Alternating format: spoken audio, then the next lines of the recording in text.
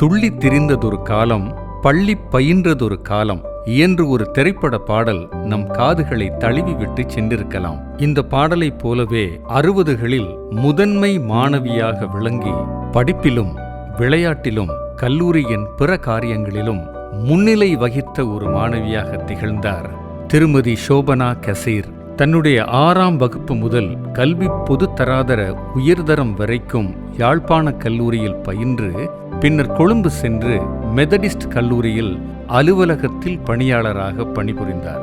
1983ஆம் ஆண்டு இலங்கையில் ஏற்பட்ட இனக்கலவரம் ஷோபனா கசீர் அவர்களையும் அவர் குடும்பத்தினரையும் வட்டுக்கோட்டைக்கு இடம்பெயரச் செய்தது. ரூட்ஸ் ஆஃப் ஜெஃப்னா காலேஜ் என்கின்ற இந்த தொகுப்பிற்காக மறைந்த திருமதி ஷோபனா கசீர் அவர்களுடைய புதல்வி மாஷா அவர்களை சந்திக்கிறேன். வணக்கம் மாஷா. வணக்கம். எங்களுடைய நினைவலைகளில் இன்னும் வாழ்ந்து கொண்டிருக்கும் ஷோபனா டீச்சர் பற்றி உங்களோடு பேசுவது மகிழ்ச்சி. அவர் எப்போது பிறந்தார், எங்கெங்கே படித்தார், யாழ்ப்பாண கல்லூரிக்கும் அவருக்குமான தொடர்பு என்பவைகளை பற்றி கொஞ்சம் பகிர்ந்து கொள்ளுங்களேன். மாமா பிறந்தது கொழும்பில், சோபனா குமாரசாமியாக. கொழும்பில் எனக்கு தெரிஞ்ச அளவுக்கு குட் ஷெப்பர்ட் கான்வென்ட்டில் படிச்சுட்டு அதுக்கு பிறகு 6ஆம் வகுப்பில் அவள் ஃபேமிலியோட ஜெஃப்னால வட்டுக்கோட்டையில் அவவும் அவண்ட அந்நேரம் இன்னொரு 3 சகோதரர்கள் இருந்தார்கள். அவங்க எல்லோரும் ஜெஃப்னால போய் அங்கே படித்தவ. அப்போ ஜெஃப்னா காலேஜில் எனக்கு தெரிஞ்ச அளவில் 6ஆம் வகுப்புலேருந்து A லெவல் வரைக்கும் அங்கே இருந்தவ. அதுக்கு பிறகு அவளுக்கு வந்து ஜெஃப்னா காலேஜில் தண்ட வாழ்க்கை உண்மையாக ஒரு நிறைய விஷயத்தில்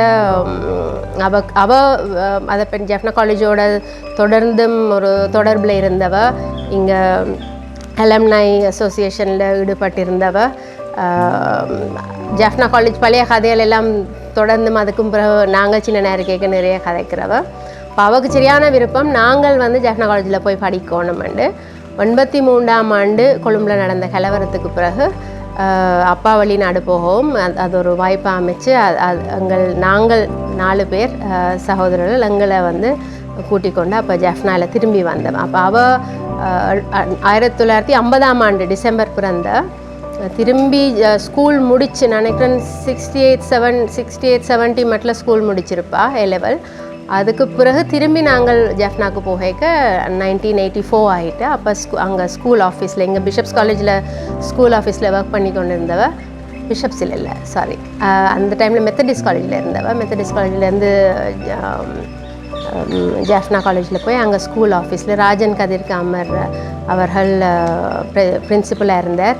அப்போ அப்போ அங்கே ஸ்கூல் ஆஃபீஸில் ஜாயின் பண்ணி நாங்களும் அந்த டைமில் வந்து ஜெஃப்னா காலேஜில் வந்து ஜாயின் பண்ணாங்க. அவளுக்கு நான் நினைக்கிறேன் முக்கியமாக ஜெஃப்னா காலேஜை பற்றி அவள் அப்ரிஷியேட் பண்ணது, தொடர்ந்தும் கதைச்ச விஷயங்கள் வந்து ஒன்று அங்கே மாணவர்களுக்கு கிடைச்ச லீடர்ஷிப் ஸ்கில்ஸை வந்து வளர்க்குறதுக்கு கிடைச்ச இடமும், இந்த லிட்டரரி அசோசியேஷன் பிரதர்ஹுட் அது எல்லாம் ஒவ்வொன்று செஞ்சு கமிட்டிஸ்லேருந்து ஆர்கனைஸ் பண்ணுறதுக்கு கிடைச்ச அதால் எனக்கு இருந்த வாய்ப்புகளும், ஸ்போர்ட்ஸ் நிறைய செய்கிறதுக்கும் வேறு ஈவெண்ட்ஸ் செய்கிறதுக்கும் இருந்த வாய்ப்புகள். அவள் ஒரு நல்ல ஒரு அத்லீட். அவளை விட அவன் அக்காவும் தம்பியும் நிறைய ஸ்போர்ட்ஸ் செஞ்சவன். அப்போ சிந்தியா குமாரசாமியும் சிவதாசன் குமாரசாமியும் அவன் ஸ்கூலில் இருக்கேக்க. அப்போ மம்மா வந்து ஸ்போர்ட்ஸ் நல்லா படிப்பா, நல்ல ஸ்போர்ட்ஸ் செய்வா. ஆனால் ரெண்டுலேயும் அவள் இந்த ஃபோக்கஸை விட அவளுக்கு நிறைய ஃப்ரெண்ட்ஸ் நிறைய நான் நினைக்கிறேன் எல்லாரோடையும் அப்போலேருந்து அவளுக்கு அந்த பழக்கம் இருந்தது, எல்லாரோடையும் சேர்ந்து இருக்கிறதும்.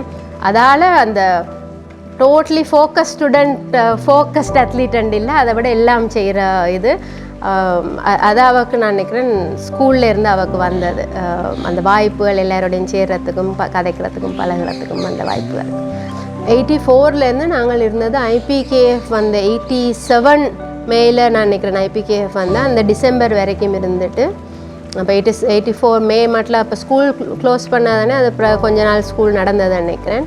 இந்த 87 டிசம்பரோட திருப்பி வலிக்கிட்டு நாங்கள் கொழும்புக்கு வந்தோம். நாங்கள் அந்த டைமில் யாழ்ப்பாணத்தில் இருந்த நிலைமையில் வந்து கஷ்டமாக இருந்தது அங்கே வாழ்கிறதுக்கு. அப்போ திரும்பி கொழும்புக்கு வந்து திரும்பி இங்கே வாழ்ந்த நாங்கள். இனக்கலவரமும் யுத்தமும் உங்கள் குடும்பத்தை அங்கும் இங்கும் அலைக்கழித்திருந்தாலும் யாழ்ப்பாண கல்லூரியில் நீங்கள் வாழ்ந்த அந்த காலம் உங்களுக்கு எப்படி இருந்தது? நான் நினைக்கிறேன், நான் சரியாக அப்ரிஷியேட் பண்ணுறது அம்மா எங்களுக்கு அந்த ஆப்பர்ச்சுனிட்டி தான் கொடுக்கணும்னு பார்த்தவ ஸ்டூடெண்ட்ஸுடைய இண்டிவிஜுவாலிட்டியை தனித்துவத்தை வளர்க்குறதுக்கு இருந்த வாய்ப்புகள். இப்போ லிட்ரரி அசோசியேஷனில் எலெக்ஷன்ஸ் நடத்தி ஒரு எல்லாரையும் டேலண்ட்ஸையும் அந்த ஒவ்வொரு கிழமையும் அதுக்கான ஒரு நேரம் ஒதுக்கி கலைகளை வளர்க்குறதுக்கு நான் எப்போ ஒரு ஸ்டூடெண்ட்டுக்கு வந்து கல்லூரி வசந்தத்தில் அந்த படம் எடுக்க வந்து வாய்ப்படுத்தி கொடுத்தது. டைம் ராஜன் ராஜசிங்கம் அவர்கள் கேட்டிருந்தார். எனக்கு அப்போ ஃபோட்டோகிராஃபி என்ன நல்ல விருப்பம். ஒரு அப்பாண்ட ஒரு கேமரா இருந்தது, பென்டாக் சூப்பர்மியன் நல்ல நினைப்பிருக்கேன். அதால் நான் ஃபோட்டோகிராஃப் எடுக்க அவர் கூப்பிட்டு என்ன எக்ஸிபிஷன் வைக்க போகிறீங்களா கொழும்புலேன்னு. அப்போ நான் நல்ல சின்ன, நான் அப்போ ஒரு 12 வயசு மட்டும் தான் இருக்கும். அப்போவுமே என்ன ஒரு இன்ட்ரெஸ்ட் இருக்குமே இருந்தால் அதுக்கான வாய்ப்புகள் கொடுத்தது. நான் எப்போ இருக்கேன் அப்போ ஜிம்னாஸ்டிக்ஸ் எல்லாம் ஜெஃப்னாயில் இல்லை. அப்போ ஹாலின் அண்ணாவை என்னது ஜிம்னாஸ்டிக்ஸ் தொடங்கினாங்க. அங்கேயுமே அப்போ இல்லை. இப்போ ஜெஃப்னா காலேஜில் எங்களுக்கு அந்த ஒரு விருப்பம் இருக்கேக்க அதில் தொடக்கி விட்டது. இந்த ஸ்போர்ட்ஸ் ஸ்கூல் டைமிங்ஸும் வித்தியாசமாக இருந்ததല്ലോ.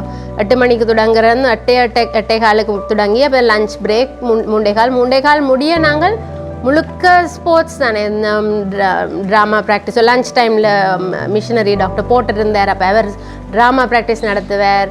இப்போ இந்த குவாயர் ப்ராக்டிசஸ், பேண்ட் ப்ராக்டிசஸ் இரவு வரைக்கும். இந்த டீச்சர்ஸுன்னு கல்யாணம் எல்லாம் அங்கே ஸ்கூல் ஹால்லேயே செய்கிற அதுக்கு பூ செய்கிறதும், பிரின்சிபல்ட வீட்டில் இருந்து எல்லோரும் சேர்ந்து என்ன நவீனாக்காக்கள் எல்லோரும் இருந்து பூ செய்கிறதும் கேக் செய்கிறதும், அந்த காலத்தில் ஒருத்தரோட பர்த்டேகளுக்கு கேக்குகள் செய்கிறதும், அந்த எல்லோரும் கூடி இருக்கிறது உண்டு. ப்ரைஸ் கிவிங்க்கு நாங்கள் என்ன ஹோம் சயின்ஸ் லேப்பில் லூயிஸ் டீச்சரோட போய் முழு ப்ரைஸ் கிவிங்க்கும் நாங்களே டிசர்ட் எல்லாம் செஞ்சு இப்போ இந்த சாரி கட்டி கொண்டு சர்வ் பண்ணி அந்த வாய்ப்பு அதுக்குள்ளே நிறைய ஏன்னா நல்ல நினைப்பு இருக்குது. நாங்கள் சர்வ் பண்ணி கொண்டு இருப்போம். இதுக்கு இப்போ இந்த படியங்களெல்லாம் எடுத்து டிசர்ட்டை ஒழிச்சு வைப்பாங்க கீழே 2வது இது வேறு. அந்த ஒரு பக்கம் போர் நிலைமைன்றது ஒரு பக்கம். ஆனால் நான் நினைக்கிறேன் நாங்கள் சேர்ந்து ஒவ்வொன்று செய்கிறதுக்கும் ப்ரைஸ் கிவிங்க்கு டெக்கரேஷன்ஸ் செய்கிறது, அந்த கமிட்டிஸ் போட்டு காசு சேர்த்து அது அக்கௌண்ட்ஸ் போட்டு அந்த ஒவ்வொன்றும் ஆர்கனைஸ் பண்ண இருந்த அந்த தருணங்கள் வந்து அவ்வளோ ஃப்ரீடம்.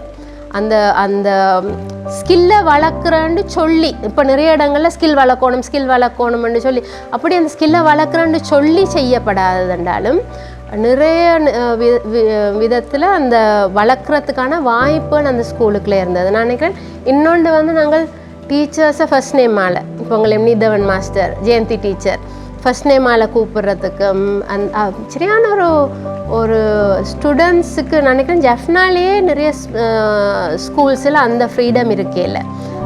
லைப்ரரி இருந்தது, டேனியல் போல் லைப்ரரியில் அவ்வளோ புக்ஸ் எங்களுக்கு ஆக்சஸ்,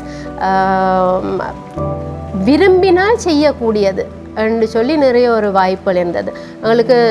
நான் எப்போ ஸ்போர்ட்ஸ் ப்ராக்டிசஸ், அத்லெட்டிக் ப்ராக்டிசஸ் காலமாக வெள்ளன 5:30 முதல் தொடங்கும்.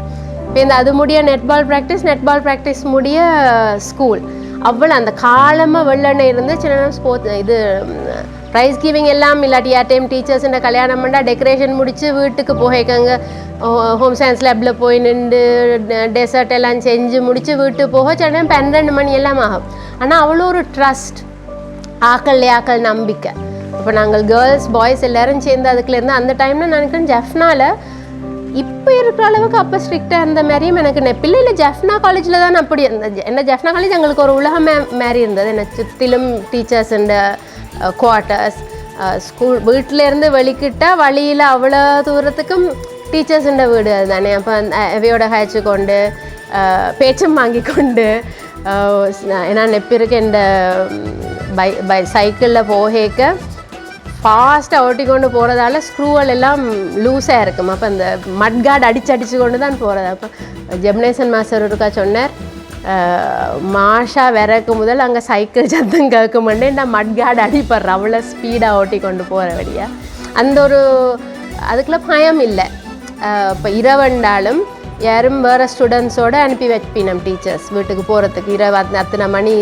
இப்போ வந்து இந்த காலத்தில் நான் நினைக்கிறேன் பேரண்ட்ஸ் யோசிப்பினேன் இரவு 12 மணிக்கெல்லாம் 9 மணிக்கு 7 மணிக்கு மேலேயே ஆக்கள் இருட்டானா பயப்படினோம். அந்த போர்க்காலம்னு சொன்ன காலத்துலேயுமே எங்களுக்கு வந்து போகிறதுக்கும் வர்றதுக்கும் அம்மாவும் நினைக்கிறேன் வீட்டில் நாங்கள் படம் பார்ப்போம். இரவு ஃப்ரைடே தொடங்கினா அடுத்த நாள் காலமை வரைக்கும் சீனியர்ஸ் எல்லோரும் வந்திருந்து ஒண்டா இரவாக படம் பார்க்குறது அதெல்லாம் ஒரு ஒரு அதில் ஆளாள் மேலே இருந்த நம்பிக்கை மற்றது அதுக்கான அந்த ஃப்ரீடம் இருந்ததால் வந்த நம்பிக்கை நினைக்கிறேன். அது இன்றைக்கு வரைக்கும் நான் அதை சரியாக அப்ரிஷியேட் பண்ணேன்.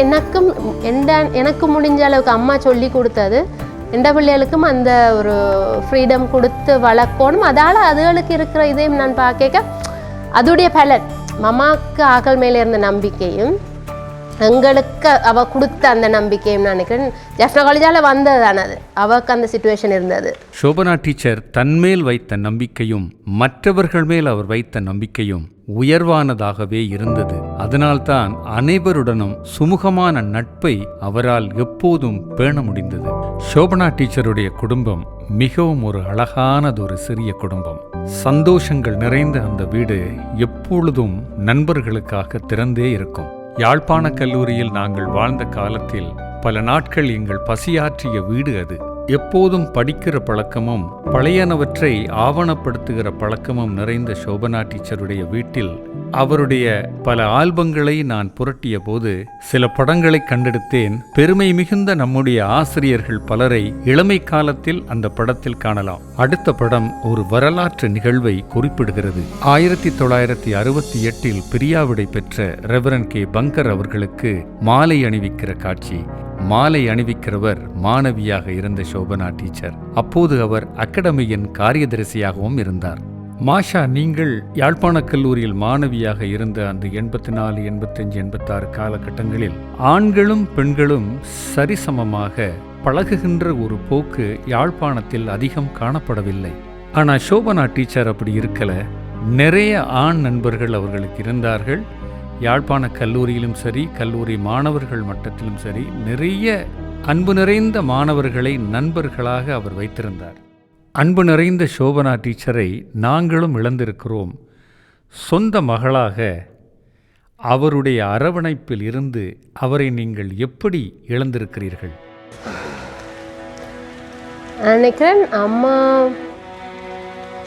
மாமாவை பொறுத்த வரையில் அவள் எல்லாத்துக்கும் ஒரு சொல்யூஷன், ஒரு பாசிட்டிவ் சைடு. எல்லாருமே அவள் உயிரோடு இருக்கேக்க யாழ்ப்பாணத்துலேருந்து வர்ற ஆக்கள் இப்போ இந்த அவங்களோட அம்மம்மாவை ரிட்டையர் பண்ணி இருக்கேக்கவே பேட்டிக்லூரில் வீடு கட்டிக்கணும். இப்போ பேட்டிக்லூர்லேருந்து வர்ற ஆக்கள் கொழும்புக்கு வரைக்க எது வந்தாலும் அங்கே இருக்குது. எந்த கவர்மெண்ட் ஆஃபீஸ் யாரை சந்திக்கணும், எந்த ரோட்டில் இருக்குது, எந்த பஸ்ஸில் போய் இறங்கணும், அவ்வளோவும் அவளுக்கு தெரியும்.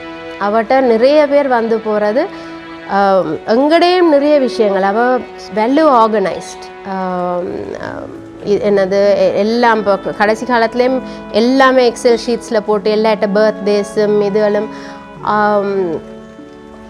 அது நினைக்கிறேன் பல அதில் நிறைய இருக்குது. ஒன்று அவண்ட ஆர்கனைசேஷனல் ஸ்கில்ஸ், அவண்ட கான்ஃபிடென்ஸ், போய் என்ன செய்விக்கலாம் செய்யலாம்ன்றது.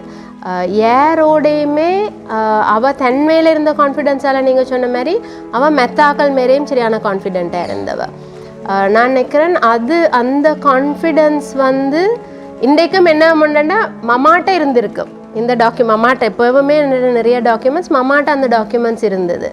ஒரு ஒரு நான் ஸ்கூல் முடிக்க என்னெல்லாம் கரியர் ஆப்ஷன்ஸ் இருக்கும். நான் அப்போ 92ல் நான் எனக்கு 11 வயசு இருக்கு. 84 நான் டிசைட் பண்ணேன் சைக்காலஜி படிக்க போகிறேன்னா அந்த டைமில் இங்கே யூனிவர்சிட்டிலே இல்லை. 92 தான் ஃபஸ்ட்டு அந்த 92 அந்த டைமில் தான் ஃபஸ்ட்டாக ஸ்ரீலங்காலேயே சைக்காலஜி வந்தது. ஆனால் நான் சைக்காலஜி படிக்கணும்னு சொல்லிக்க அவன் அந்த அவ்வளோ அதோண்டு அவன் பழக்கம் சரியாக நிறைய வாசிக்கிறவன் என்ன. அப்போ புத்தகங்கள் வாசித்து அவளுக்கு புத்தகங்கள் மட்டும் இல்லை நிறைய விஷயம் வாசிக்கிறபடியாக அந்த நாலேஜ் இருந்தது. அவன்கிட்ட இருந்த நாலேஜ் அந்த இப்போ வந்து கூகுளில் தேடி பார்க்கலாம். அந்த காலத்தில் கூகுள் இல்லை, மம்மாட்ட தான் எல்லாம் கேட்டு என்ன ஒன்றுன்னா இன்ஃபர்மேஷன் எடுக்கலாம், என்ன சமாளிக்கலாமன்ற தைரியத்தை அவள் கொடுத்தவ. அது கண்டிப்பாக மற்றது நான் மிஸ் பண்ணுறதுன்றதை விட நான் அப்ரிஷியேட் பண்ணேன். என்னண்டா நான் நினைக்கிறேன் நீங்கள் சொன்ன மாதிரி அவள் அந்த டைமில் அப்படி வாழ்ந்தது கட்டாயம் அவளுக்கு ஒரு பெரிய சோஷியல் ப்ரெஷர் இருந்திருக்கு. ஆனால் அந்த ப்ரெஷர் வந்து எங்களை தாக்க விடாமல் அவள் பாதுகாத்தவ. இப்போ நாங்கள் எங்களோட வாழ்க்கையை வாழ்கிறதுக்கு அதை நான் பரிபூரணமாக ஒத்துக்கொள்கிறேன். அந்த நேரத்தில் இருந்த ஒரு சோஷியல் ப்ரெஷரை அவர் வெற்றிகரமாக எதிர்கொண்டார் என்றே நான் கருதுகிறேன். ஏனென்றால் உங்களுடைய தந்தையார் உங்களோடு இருக்கவில்லை, அவர் வெளிநாட்டில் வாழ்ந்திருந்தார். அந்த நேரத்தில் அவர் தனியாக 4 குழந்தைகளோடு வட்டுக்கோட்டையில் வாழ்ந்த நேரத்திலும் நிறைய நண்பர்களோடு அன்பாக தன்னுடைய வாழ்க்கையை அவர் மேற்கொண்டார். எந்த சூழ்நிலையிலையும் எந்த எதிர்பார்க்கையும் இன்றி வாழ்வை எதிர்கொள்ள முடியும் என்று வாழ்ந்து சென்றவர் ஷோபனா டீச்சர். பழகிய காலங்கள் சொற்பமே ஆனாலும் நீங்காத ஒரு இடத்தை பிடித்த ஷோபனா டீச்சர் இன்று உயிருடன் இல்லை என்றாலும் அவருடைய நினைவை நாங்கள் போற்றுகிறோம். யாழ்ப்பாண கல்லூரியை விட்டு விலகிய பின்னரும் கூட எங்கள் அனைவரோடும் அந்த நட்பை அவர் பேணியிருந்தார். அதன் நீட்சியாக சென்னைக்கும் அவர் வருகிற போது எங்கள் குடும்பத்தினரோடும் அந்த நட்பை புதுப்பித்திருந்தார். அவர் இறந்தது எப்போது மாஷா? இறந்தது 2012ஆம் ஆண்டு ஆகஸ்ட் 2ஆம் தேதி. இப்போ 12 வருஷமாக போகுது. ஸ்ட்ரோக் கொண்டு வந்து அவள் இறந்துட்டாள். யாழ்ப்பாண கல்லூரியின் பெருமை மிகுந்த ஒரு மாணவி.